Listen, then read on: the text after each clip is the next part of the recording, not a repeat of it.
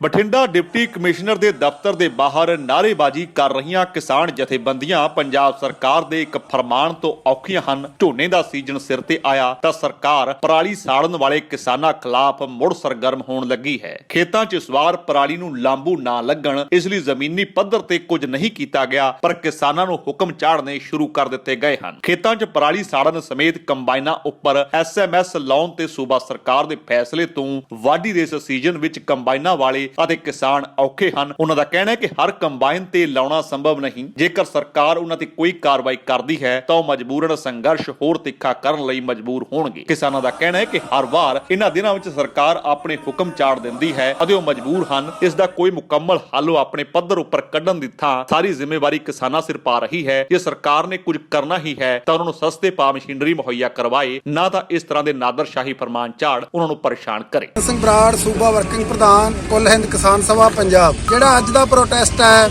ਇਹ ਰੇਲਵੇ ਲਾਈਨਾਂ ਤੇ ਜਿਹੜਾ ਪਿਛਲੇ 1 ਅਕਤੂਬਰ ਤੋਂ ਧਰਨਾ ਲੱਗਿਆ ਹੋਇਆ ਕਿਸਾਨਾਂ ਦਾ 3 ਆਰਡੀਨੈਂਸ ਖਤਮ ਕਰਾਉਣ ਦੇ ਲਈ, ਉੱਥੋਂ ਚੱਲ ਕੇ ਅਸੀਂ DC ਦਫ਼ਤਰ ਬਠਿੰਡਾ ਵਿਖੇ ਪਹੁੰਚੇ ਹਾਂ।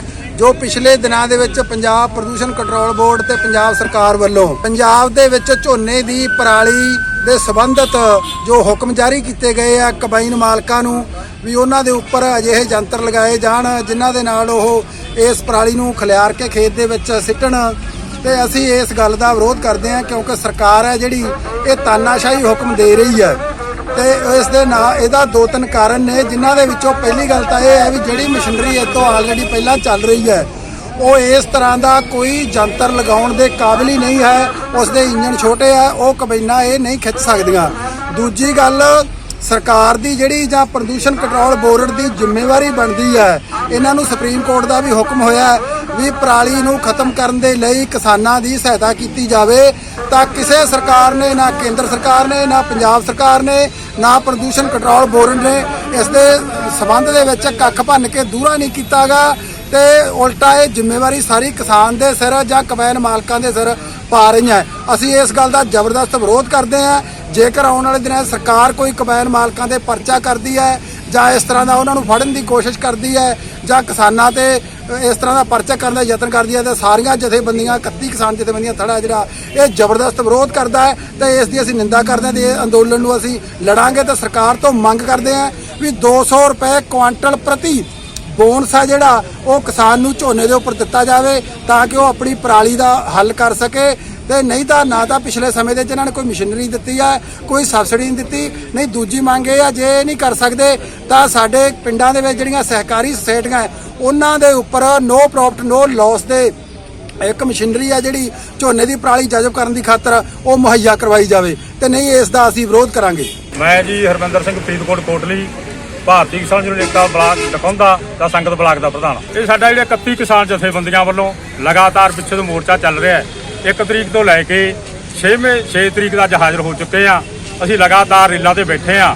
ਰੋਜ਼ ਦੀ ਰੋਜ਼ ਅਸੀਂ ਇੱਕ ਨਵਾਂ ਜਿਹੜਾ ਇਹਨਾਂ ਦਾ ਅਰਥੀ ਬੁੱਕ ਮੁਜ਼ਾਹਰਾ ਹੈ ਜੋ ਇਹਨਾਂ ਦੇ ਜਿੰਨੇ ਸਿਸਟਮ ਉਹਦੇ ਖਿਲਾਫ ਦੇ ਵਿਰੋਧ ਦੇ ਵਿੱਚ ਲਗਾਤਾਰ ਅਸੀਂ, ਜਿਵੇਂ ਕਿ ਪਹਿਲਾਂ ਕੱਲ ਦਾਣਾ ਅਸੀਂ ਸਬਜ਼ੀ ਮੰਡੀ 'ਚ ਗਏ ਆ ਨਰਮੇ ਦੇ ਸੰਬੰਧ ਦੇ ਵਿੱਚ, ਅੱਜ ਜਿਹੜਾ ਸਾਡਾ ਪ੍ਰੋਜੈਕਟ ਉੱਥੋਂ ਲੈ ਕੇ ਜੋ ਅਸੀਂ ਚੱਲੇ ਆ ਸੰਬੰਧ ਦੇ ਵਿੱਚ ਵੀ ਜਿਹੜਾ ਪ੍ਰਦੂਸ਼ਣ ਕੰਟਰੋਲ ਰੂਮ ਹੈ ਇਸ ਦੇ ਵੱਲੋਂ ਜਿਹੜਾ ਗ੍ਰੀਨ ਟ੍ਰਿਬਿਊਨਲ ਹੈ ਉਸ ਦੇ ਵੱਲੋਂ ਇੱਕ ਦਿੱਤਾ ਗਿਆ ਲੋਕਾਂ ਨੂੰ ਧਮਕੀ ਵੀ ਜਿਹੜੇ ਕਿਸਾਨਾਂ ਦੇ ਕੰਬਾਈਨਾਂ ਦੇ ਪਿੱਛੇ SMS ਨਹੀਂ ਲੱਗੀ ਉਹਨਾਂ ਕਿਸਾਨਾਂ ਨੂੰ ਜੋ ਬਿਨਾਂ SMS ਤੋਂ ਚਲਾਉਣਗੇ ਉਹਨਾਂ ਵਿਰੁੱਧ ਕਾਰਵਾਈ ਕੀਤੀ ਜਾਊਗੀ।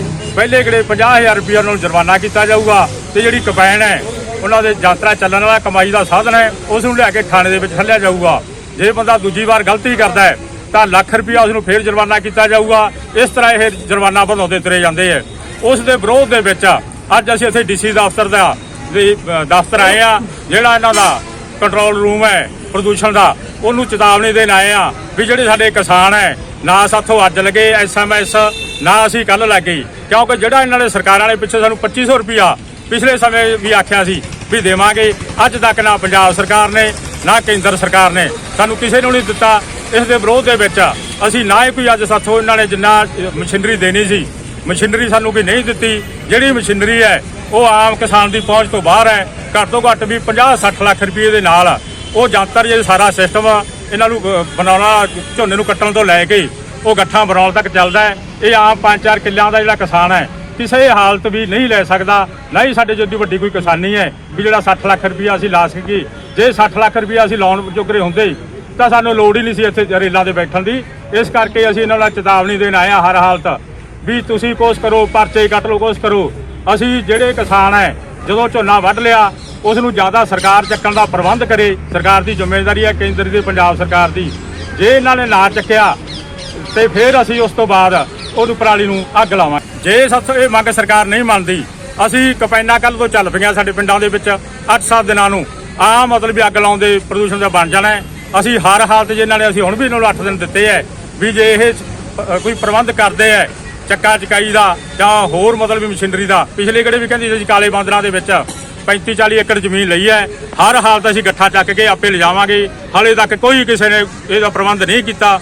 ਜੇ ਇਹ ਨਾ ਕੀਤਾ ਤਾਂ ਹਰ ਹਾਲਤ ਅਸੀਂ ਝੋਨੇ ਦੀ ਪਰਾਲੀ ਬਾਲਣ ਤੋਂ ਬਾਅਦ ਸਾਡੇ ਕੋਲੇ ਹੋਰ ਕੋਈ ਰਸਤਾ ਹੀ ਨਹੀਂ। ਸਰਕਾਰ ਕਿਸਾਨਾਂ ਨੂੰ ਸਿਰਫ ਸਲਾਹਾਂ ਦੇ ਰਹੀ ਹੈ ਕਿ ਪਰਾਲੀ ਸਾੜਨ ਦੀ ਥਾਂ ਪਰਾਲੀ ਨੂੰ ਵੇਚ ਕੇ ਮੁਨਾਫਾ ਕਮਾਓ, ਪਰ ਪਰਾਲੀ ਇਕੱਠੀ ਕਰਨ ਦੀ ਲਾਗਤ ਉਸ ਦੀ ਕੀਮਤ ਤੋਂ ਮਹਿੰਗੀ ਪੈ ਰਹੀ ਹੈ, ਜਿਸ ਤੋਂ ਕਿਸਾਨ ਪਰੇਸ਼ਾਨ ਹਨ। 11 ਵਰ੍ਹੇ ਪਹਿਲਾਂ ਹੁਸ਼ਿਆਰਪੁਰ ਦੇ ਪਿੰਡ ਬਿੰਜੋ ਵਿੱਚ ਲੱਗਿਆ 6 ਮੈਗਾਵਾਟ ਸਮਰੱਥਾ ਦਾ ਪਰਾਲੀ ਨਾਲ ਚੱਲਣ ਵਾਲਾ ਪਾਵਰ ਪਲਾਂਟ ਪਰਾਲੀ ਦੀ ਸਮੱਸਿਆ ਤੋਂ ਨਿਜਾਤ ਹਾਸਲ ਨਹੀਂ ਕਰਵਾ ਸਕਿਆ। ਵਜ੍ਹਾ ਇਹੀ ਹੈ ਕਿ ਪਰਾਲੀ ਵੇਚ ਕੇ ਕਿਸਾਨਾਂ ਨੂੰ ਖਾਸ ਮੁਨਾਫਾ ਨਹੀਂ ਹੋ ਰਿਹਾ। 1 ਏਕੜ ਜ਼ਮੀਨ ਵਿੱਚ 15 ਤੋਂ 20 ਕੁਇੰਟਲ ਪਰਾਲੀ ਇਕੱਤਰ ਹੋ ਜਾਂਦੀ ਹੈ, ਜਦਕਿ ਇੰਨੀ ਜ਼ਮੀਨ ਵਿੱਚ ਪਰਾਲੀ ਦੀਆਂ ਗੱਠਾਂ ਬਣਾਉਣ ਤੇ 1500 ਰੁਪਏ ਖਰਚਾ ਆਉਂਦਾ ਹੈ। ਟਰਾਂਸਪੋਰਟ ਦਾ ਖਰਚਾ ਵਕਤ ਤੋਂ ਜੋੜ ਲਿਆ ਜਾਵੇ ਤਾਂ ਇਹ 2500 ਤੋਂ 3000 ਰੁਪਏ ਤੱਕ ਪਹੁੰਚ ਜਾਂਦਾ ਹੈ, ਜਦਕਿ ਕਿਸਾਨਾਂ ਨੂੰ ਇਸ ਦੀ ਇਵਜ਼ ਵਿੱਚ ਵੱਧ ਤੋਂ ਵੱਧ 3000 ਰੁਪਏ ਹੀ ਹਾਸਲ ਹੁੰਦੇ ਹਨ। 2009 ਵਿੱਚ ਸ਼ੁਰੂ ਹੋਇਆ ਸੀ ਇਹ ਪਲਾਂਟ। ਮੁੰਬਈ ਦੇ ਉਦਮੀ ਕਮਲੇਸ਼ ਤੇ ਗੁਮਾਨੀ ਨੇ ਵਰਾ 2019 ਵਿੱਚ ਇਹ ਪਲਾਂਟ ਲਾਇਆ ਸੀ। ਇਸ ਦਾ ਉਦਘਾਟਨ ਉਸ ਵੇਲੇ ਦੇ ਕੇਂਦਰੀ ਮੰਤਰੀ ਡਾਕਟਰ ਫਾਰੂਕ ਅਬਦੁੱਲਾ ਅਤੇ ਸਾਬਕਾ ਉਪ ਮੁੱਖ ਮੰਤਰੀ ਸੁਖਬੀਰ ਸਿੰਘ ਬਾਦਲ ਨੇ ਕੀਤਾ ਸੀ। ਇਸ ਪਲਾਂਟ ਵਿੱਚ 80 ਤੋਂ 90 ਟਨ ਪਰਾਲੀ ਦੀ ਖਪਤ ਹੁੰਦੀ ਹੈ। ਪਲਾਂਟ ਵਿੱਚ ਹੁਸ਼ਿਆਰਪੁਰ, ਕਪੂਰਥਲਾ, ਲੁਧਿਆਣਾ, ਨਵਾਂ ਸ਼ਹਿਰ ਅਤੇ ਜਲੰਧਰ ਦੇ ਕਿਸਾਨਾਂ ਦੀ ਰਹਿੰਦ ਖੂੰਦ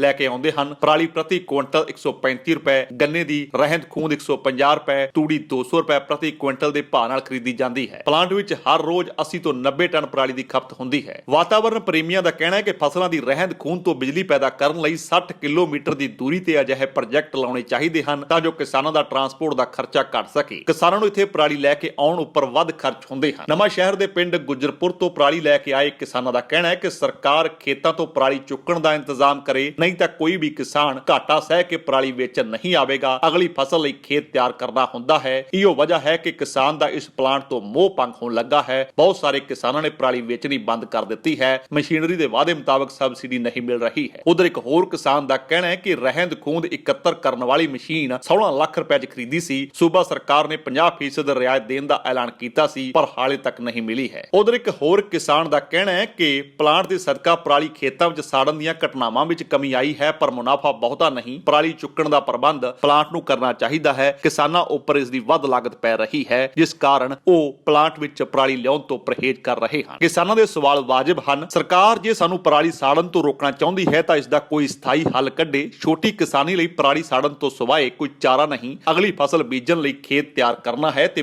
ਪਰਾਲੀ ਇਕੱਠੀ ਕਰਨ ਤੇ ਲਾਗਤ ਖਰਚਣ ਦੀ ਥਾਂ ਉਸ ਕੋਲ ਇਸ ਨੂੰ ਤੀਲੀ ਲਾਉਣ ਤੋਂ ਸਿਵਾਏ ਕੋਈ ਚਾਰਾ ਨਹੀਂ ਬਚਦਾ। ਸਰਕਾਰਾਂ ਸਿਰਫ ਹੁਕਮ ਸੁਣਾ ਰਹੀਆਂ ਹਨ, ਕਿਸਾਨਾਂ ਦੀ ਅਸਲ ਸਮੱਸਿਆ ਵੱਲ ਉਹਨਾਂ ਦਾ ਧਿਆਨ ਨਹੀਂ ਹੈ। ਹਰ ਸਾਲ ਦੀ ਸਮੱਸਿਆ ਬਣੇ ਪਰਾਲੀ ਦੇ ਇਸ ਮੁੱਦੇ ਤੇ ਜੇ ਸਰਕਾਰਾਂ ਸੰਜੀਦਾ ਹੁੰਦੀਆਂ ਤਾਂ ਕੋਈ ਕਦਮ ਚੁੱਕਿਆ ਹੁੰਦਾ, ਪਰ ਸਰਕਾਰਾਂ ਡੰਗ ਟਪਾ ਰਹੀਆਂ ਹਨ। ਪਰ ਹੁਣ ਇਹਨਾਂ ਨਾਦਰਸ਼ਾਹੀ ਹੁਕਮਾਂ ਖਿਲਾਫ ਕਿਸਾਨ ਜਥੇਬੰਦੀਆਂ ਸੜਕਾਂ ਤੇ ਲਾਮਬੰਦ ਹੋਣ ਨਿਤਰੀਆਂ ਹਨ। ਪਰ ਸੁਪਰੀਮ ਕੋਰਟ ਵਿੱਚ ਪਰਾਲੀ ਸਾੜਨ ਤੋਂ ਰੋਕਣ ਲਈ ਇੱਕ ਪਟੀਸ਼ਨ ਵਿਚਾਰ ਅਧੀਨ ਹੈ, ਜਿਸ ਤੇ ਸੁਪਰੀਮ ਕੋਰਟ ਵੱਲੋਂ ਪੰਜਾਬ ਸਮੇਤ ਹਰਿਆਣਾ, ਦਿੱਲੀ ਤੋਂ ਜਵਾਬ ਮੰਗਿਆ ਗਿਆ ਹੈ। ਇਸ ਪਟੀਸ਼ਨ ਵਿੱਚ ਜ਼ਿਕਰ ਹੈ ਕਿ ਕੋਵਿਡ ਮਹਾਮਾਰੀ ਦੌਰਾਨ ਦਿੱਲੀ NCR ਵਿੱਚ ਜੇ ਪੋਲਿਊਸ਼ਨ ਦਾ ਲੈਵਲ ਵਧਿਆ ਤਾਂ ਉਹ ਹੋਰ ਖਤਰਨਾਕ ਹੋ ਸਕਦਾ ਹੈ। ਇਸ ਨਾਲ COVID-19 ਨਾਲ ਮੌਤ ਦਰ ਵਧੇਗੀ। ਸੋ ਪਰਾਲੀ ਸਾੜਨ ਉੱਪਰ ਰੋਕ ਲਾਈ ਜਾਵੇ। ਕੋਰਟ ਇਸ ਬਾਰੇ ਸਖਤ ਫੈਸਲਾ ਲਵੇ। ਪਟੀਸ਼ਨ ਵਿੱਚ ਸੂਬਾ ਸਰਕਾਰਾਂ ਨੂੰ ਦਿਸ਼ਾ ਨਿਰਦੇਸ਼ ਜਾਰੀ ਕਰਨ ਦੀ ਮੰਗ ਕੀਤੀ ਗਈ ਹੈ ਤਾਂ ਕਿ ਪਰਾਲੀ ਸਾੜਨ ਨੂੰ ਰੋਕਿਆ ਜਾ ਸਕੇ। ਪਰ ਇਹ ਫਿਕਰ ਜ਼ਾਹਿਰ ਤੌਰ ਤੇ ਵਾਜਿਬ ਹੈ, ਕਿਉਂਕਿ ਇਹਨਾਂ ਦਿਨਾਂ ਵਿੱਚ ਦਿੱਲੀ ਸਮੇਤ ਪੂਰੇ NCR ਦਾ ਪੋਲਿਊਸ਼ਨ ਲੈਵਲ ਹਰ ਸਾਲ ਖਤਰਨਾਕ ਹੱਦ ਤੱਕ ਜਾਂਦਾ ਹੈ ਅਤੇ ਜੇ ਇਸ ਵਾਰ ਗਿਆ ਤਾਂ ਨਤੀਜੇ ਖਤਰਨਾਕ ਹੋ ਸਕਦੇ ਹਨ। ਤਾਂ ਗਲੋਬ ਐਡਵਾਈਸ ਓਵਰਸੀਜ਼ ਐਜੂਕੇਸ਼ਨ ਤੇ ਇਮੀਗ੍ਰੇਸ਼ਨ ਕੰਪਨੀ ਹੈਗੀ ਹੈ। ਸਾਨੂੰ 35 ਸਾਲ ਦਾ ਐਕਸਪੀਰੀਅੰਸ ਹੈ। ਅਸੀਂ ਬੱਚਿਆਂ ਨੂੰ ਉਹਨਾਂ ਦੇ ਪ੍ਰੋਗਰਾਮ ਸਿਲੈਕਸ਼ਨ ਤੇ ਸਕਾਲਰਸ਼ਿਪਸ ਵਿੱਚ ਹੈਲਪ ਕਰਨੇ ਆ। ਅਸੀਂ ਬੱਚਿਆਂ ਨੂੰ ਅਪ ਟੂ 50 ਲੱਖ ਤੱਕ ਸਕਾਲਰਸ਼ਿਪਸ ਲੈ ਕੇ ਦਿੱਤੀਆਂ ਹੋਈਆਂ ਨੇ। ਅਸੀਂ ਤੇ ਬੱਚਿਆਂ ਦੇ ਵੀਜ਼ਾ, LORs, SOP 'ਚ ਹੈਲਪ ਕਰਨੇ ਆ ਤੇ ਪੋਸਟ ਲੈਂਡਿੰਗ ਸਰਵਿਸਿਜ਼ ਵਿੱਚ 에ਅਰਪੋਰਟ ਪਿਕਅਪ ਤੇ ਉਹਨਾਂ ਦੀ ਟੈਂਪਰੇਰੀ ਅਕਮੋਡੇਸ਼ਨ ਦਾ ਇੰਤਜ਼ਾਮ ਵੀ ਕਰਨੇ ਹਾਂ। ਜੇਕਰ ਤੁਹਾਨੂੰ ਸਾਡਾ ਇਹ ਉਪਰਾਲਾ ਚੰਗਾ ਲੱਗਾ ਹੈ ਤਾਂ ਇਸ ਨੂੰ ਲਾਈਕ ਕਰੋ, ਸ਼ੇਅਰ ਕਰੋ ਅਤੇ ਸਾਡੇ YouTube ਚੈਨਲ ਨੂੰ ਸਬਸਕ੍ਰਾਈਬ ਕਰੋ।